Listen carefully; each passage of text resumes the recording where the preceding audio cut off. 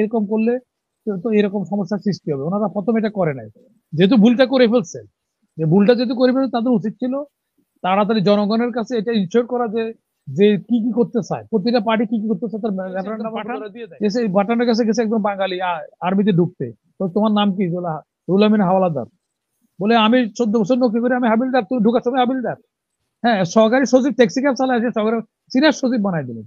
এটা কি ওনার গ্রামীণ ব্যাংক? কেস যায়, বাই বাইসের কেস যায়, তাহলে সে বিবৃত করতে পারবে না। সে বিবৃত করবে, দায়িত্ব অবহেলার ইয়ে হবে। এখন আর্মি যদি ঠিক মতো দায়িত্ব অবহেলা বেতন দিচ্ছে রাষ্ট্রের কোষাগার থেকে, যদি র্যাব যদি বলে যে আমি সন্ত্রাসী বড়, আমি এখানে আমি বিবৃত হয়, তাহলে কি দেওয়া হলো ডিফেন্স অ্যাডভাইজার। তারপর থেকে সিপের বক্তব্যে বোঝা যাচ্ছে যে গ্যাপ তৈরি হয়েছে এবং সিপ কিছুই জানেন না। তারপরে করিডোর যখন দিচ্ছে, রাস্তা যখন দেওয়া হয়েছে, সেটার ব্যাপারে প্রকাশ্যভাবে সেনাপ্রধান বলছে এটার প্রতিবাদ করে। উনি যে ভুল করছে তা না। তো এই যে এটার জন্য আর বেশি তো কিছু মুসলমান, নুরুল ইসলাম লিখলে ব্র্যাকেটে মুসলমান লেখা লাগে না, ওতে বোঝা যায় যে গ্যাপ তৈরি হয়ে গেছে। এটা গুলো এক। দ্বিতীয় নম্বর হলো যে এই আইনের শাসন না থাকলে এইসব উদ্ভব হয়। কারণ এখানে আইনের শাসন নাই বিধায় তো এসব হচ্ছে। সবচেয়ে খারাপ লোক তো যে কর্নেল রশিদ ফারুকেরা খুন করছে, তো তারা তো খুনের বদলা তো খুন করে নাই, তাকে তো আইনের মাধ্যমে তার ফাঁসি দেওয়া হচ্ছে। তো সেই জন্য এগুলি যেহেতু আইনের শাসন নাই, সেই জন্য এই ঘটনাগুলি ঘটতেছে। তো এই ঘটনাগুলির জন্য এখন এটা যারা করছে, যারা হারানোর বেদনা, যারা এত কিছু লুটপাট করছে, এত মজা, এত আরামায়েশ, এত টাকা পয়সা, এত সম্পদ, এই হারানোর বেদনার থেকে তো তারা এই সরকারকে অস্থিতিশীল করবে, এটা তো স্বাভাবিক। এটার জন্য তার পণ্ডিত হওয়া লাগবে না। তো সেখানের জন্য সরকারের যেটা ভুল হয়েছে, সরকার এই কথাগুলি ক্যালকুলেশনে রাখে নাই। দেলোয়ার সাহেব কি বলছে না বলছে, দেলোয়ার সাহেব আমরাও চিনি। দেলোয়ার সাহেব সাদিক রহমান, জেনারেল সাদিক রহমান চৌধুরীর মেয়ের জামাই, কমান্ডার চৌধুরী নাতিন যাওয়ায়, ওদের পুরো খানদান কেমন যায়, রুহুল আলমের বাইরে আসলে। তো ওরা ওর চাকরি গেছে কেন, কি আসলে সবই আমার জানা। আমি ওদের কথাটা বাদে রাখলাম। সেনাপ্রধানের বক্তব্যের মধ্যে কি আসলো, খলিল সাহেবের ডিফেন্স অ্যাডভাইজার নেয়া নিয়ে রাস্তা দেওয়ার নিয়ে বার্মার সাথে ওখানে যে ইয়ে করছে, এটা নিয়ে কি হলো আমরা তো সবাই জানি এটা। তো এখন হচ্ছে কি, দ্বার বন্ধ থাকলে পলয় বন্ধ হয় না। সত্যটা স্বীকার করেই আমরা এটাকে চিকিৎসা করার চেষ্টা করি, প্রিপেয়ার করার চেষ্টা করি, তাইলে হবে। আর দ্বিতীয়ত হলো, যদি প্রথমে ডিটারেন্ট ব্যবস্থা নেওয়া হয়তো, আইনের শাসন নিজের হাতে আইন তুলে নিলে, তাহলে এরা আর এইগুলি এত সাহস পাইতো না। এখন এই গভর্নমেন্টের ব্যর্থতায় ওদেরকে উৎসাহিত করছে আওয়ামী লীগের যারা হারানো, এই যে তারা আবার অসংগঠিত হচ্ছে। এখন লোকের কাছে বিশ্বাসযোগ্য হচ্ছে যে না, এরা তো এই গভর্নমেন্ট যা করছে তাতে আওয়ামী লীগ ভালো ছিল। এখন মানুষ বলতে শুরু করে দিচ্ছে অলরেডি আওয়ামী লীগ কোনো সময় ভালো ছিল না, কিন্তু তারপরে মানুষ এখানে বলতেছে। এখন এটা বলতেছে, এটার জন্য দায়ী কারা? এরা তাহলে এরা যদি সঠিকভাবে পারফর্ম করে জনগণের ক্ষমতা জনগণের হস্তান্তর করতে, তাহলে এই প্রশ্নগুলো তো আসতো না। এক। দুই নম্বর হলো যে এই যে সংস্কারের কথা বলা হচ্ছে, সংস্কার এইটা সেটা করার অথরিটি আমি এবার পেলাম কোথায়, জলবায়ু কোথায় পেলাম? এই অথরিটিতে সরকার, জনগণ আমাদের দেয় নাই।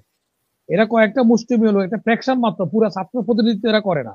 আর উনি বললেন ওনার অ্যাপয়েন্টিং অথরিটি, অ্যাপয়েন্টিং অথরিটি, ওনার অ্যাপয়েন্টিং অথরিটি কোথায়?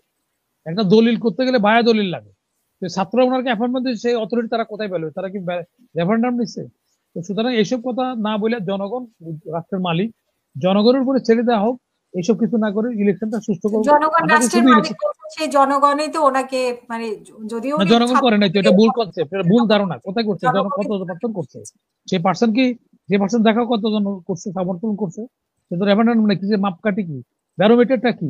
জনগণ যে করছে এটা মাপকাঠি থাকে না। না, এটা আন্দাজে বললে তো হবে না। এটা আন্দাজে বললো না, এটা স্বীকৃতই হলো গণতন্ত্রের মাধ্যমে অথবা রেফারেন্ডামের মাধ্যমে কত লোক চাইছে সেটা একটা বলতে হবে, এত লোক চাইছে, এত লোক চাই না বলছে। এক। দুই নম্বর হলো যে যারা অনির্বাচিত, সরকারের কোনো পলিসি মেকিং করার কোনো ক্ষমতা নেই, কারণ সংবিধানের কোথাও ইন্টারিম গভর্নমেন্ট নাই। যেহেতু সংবিধান আছে, যে সংবিধান যদি এটা স্থগিত করে দিত তাহলে তখন এক কথা, ওই সংবিধানের আলোকে রাষ্ট্রপতি রাখিয়া, সব প্রশাসন রাখিয়া ওনারা কাজ করতেছে। এরকম করলে তো এরকম সমস্যার সৃষ্টি হবে। ওনারা প্রথমে এটা করে নাই, যেহেতু ভুলটা করে ফেলছে, যে ভুলটা যেহেতু করে ফেলছে, তাদের উচিত ছিল তাড়াতাড়ি জনগণের কাছে এটা ইনশিওর করা যে যে কি কি করতে চায়, প্রতিটা পার্টি কি কি করতে চায় তার রেফারেন্ডামের মধ্যে ওরা দিয়ে দেয়। জনগণ যদি এটা দেখে ভোট দেয়, তখন তারা ক্ষমতায় সেটা পর্যায়ক্রমে তারা থেকে বাস্তবায়ন করবে, সংস্কার দায়ী করে।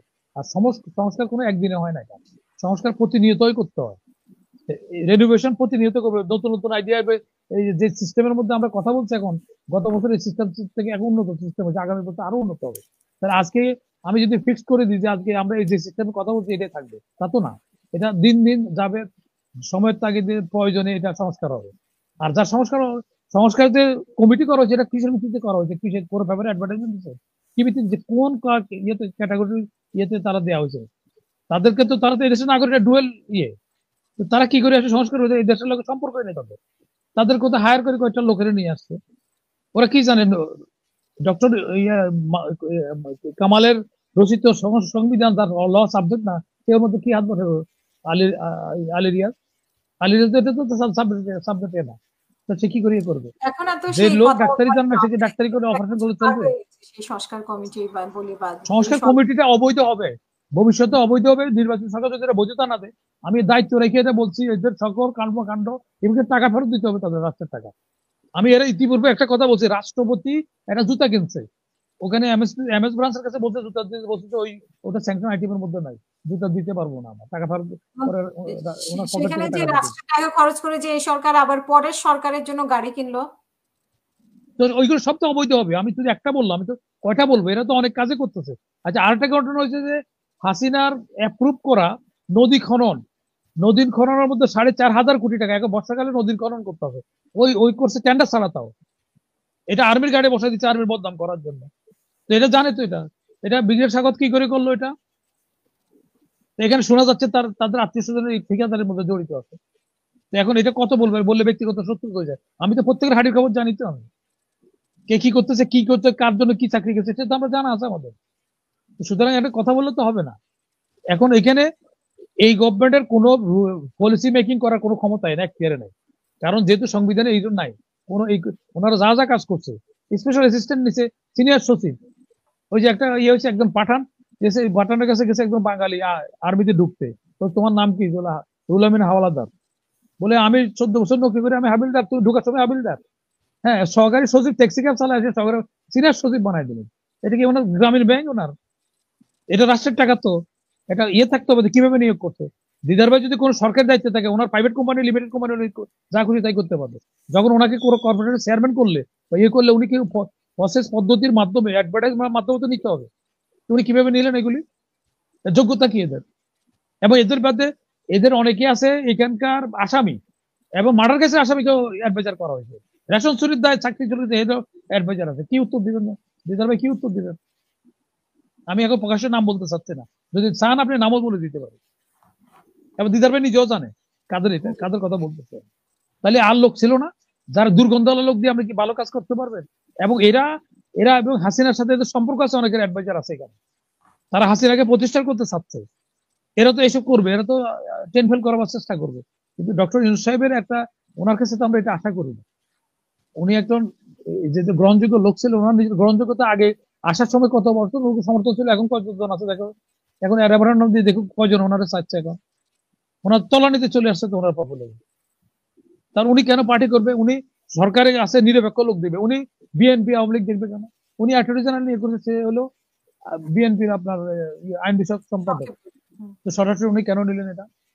আবার সেই ইলেকশন করবে কয়েকদিন পরে রিজাইন করে, তাহলে ও যে, এবং তখন তখন তো গভর্নমেন্টে ছিল না, এখানে আইনে বলা আছে সরকারের সুপারিশ ক্রমে, সরকার প্রধানের সুপারিশ ক্রমে রাষ্ট্রপতি অ্যাপ্রুভ করবে, তো সরকারের তো না 3 জন, আইজি নিয়োগ করলো কিভাবে, অ্যাটর্নি জেনারেল নিয়োগ করলো কিভাবে, আর সরকারের কন্ট্রিবিউশন লাগবে না? 3 জন গভর্নমেন্টের দেখুন সাইনিস সবগুলো অবৈধ হবে না? এখন একটা কথা, যে যা ভুল করে ফেলছে করে ফেলছে, এখন আমরা এটা বলে আমাদের তো আর ভরসার জায়গা নাই। আমরা ডক্টর ইউনূস সাহেবের কাছে আমরা ভরসা করছিলাম, উনি এখন যা হয়ে গেছে ভুল করছে, ওনার প্রশাসনের কোনো অভিজ্ঞতা নাই, তো সেই জন্য এই ভুলগুলি করছে। ওনার প্রশাসনিক অভিজ্ঞতা নেই, উনি যদি আমাদের মতো লোক, আমার সাথে ওনার অত্যন্ত ব্যক্তিগত ভালো সম্পর্ক, আমি ওনার কাছে বহুবার হাসিনার বিরুদ্ধে কথা বলছি, আমরা মিডিয়া চ্যানেল স্যার আমাদেরকে ধন্যবাদ দিয়েছেন, আমি একাধিকবার এই কথাটা বলছি। কিন্তু এখন আমি ওনার কাণ্ডকীর্তি দেখে আমি আমি দুঃখিত, আমার দুঃখ এটা হচ্ছে বারাক্রান্ত, যে ওনার মতো লোকের আমার সমালোচনা করতে হচ্ছে, কেন করতে, এরকম ভুলগুলো উনি কেন করলো? আর তারপরে এখন শুধরাবার তো কোনো ব্যবস্থা নাই।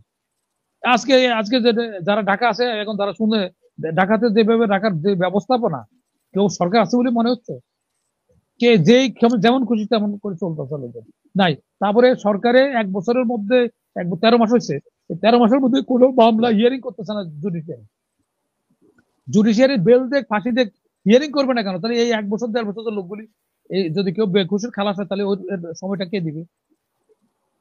জুডিশিয়ারি তো কি করে বিব্রত হবে সেটা তো বলা আছে, তার আত্মীয় স্বজন কোনো যদি কোনো কেস যায়, ভাই ভাইসের কেস যায় তাহলে সে বিব্রত করতে পারবে না, সে বিব্রত করবে, দায়িত্ব অবহেলা আর ইয়ে হবে।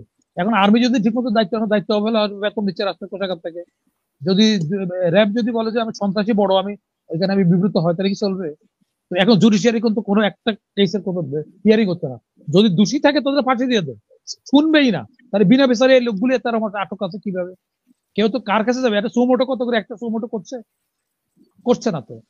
তারপরে এখন যদি আমি যদি কোনো একটা জায়গায় বা দিদার ভাই যদি কালকে একটা ঘটনা ঘটে, কার কাছে প্রতিকার পাবে? পুলিশের কাছে, পুলিশ কোনো দায়িত্ব নিচ্ছে না। তো কোথায় যাবে লোকগুলি, কোথায়? এই জন্য আইনের নিজের একটা তুলা নেওয়া হচ্ছে কেন? এই যে ঘটনা মবলেসিং হচ্ছে কেন? যেহেতু আইনের শাসনটা নাই। আইনের শাসন না হলে সেখানে আইন তুলে নেয়, ওই মাসে কবরস্থান থেকে পড়ায়, যেহেতু আইনের শাসন নাই। তাহলে আইনের শাসনের জন্য দায় দায়িত্বটা কার? জি, শেষ করবেন।